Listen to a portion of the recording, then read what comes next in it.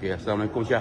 Waalaikumsalam warahmatullahi wabarakatuh. Saya dapat tahu Syah ada makan zinc koso dan terdapat perubahan yang ketara.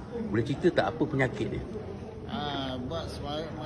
Waktu sekarang saya menghadapi penyakit kencing manis dan darah tinggi. Okey. Sejak saya makan jenama ini, badan saya terasa ada perubahan. Sekarang badan bertambah sihat lah.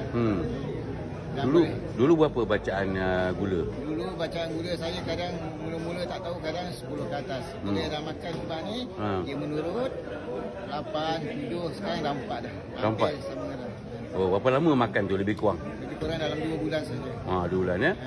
Jadi ini testament terbaik lah berkenaan dengan apa makanan zinc koso yang sangat bagus untuk sistem pengeraman kita dan boleh membantu dalam mengurangkan masalah kencing manis. Okey, sekian perkongsian Cik Syah tu. Teruskan makan ya. Okey, terima kasih.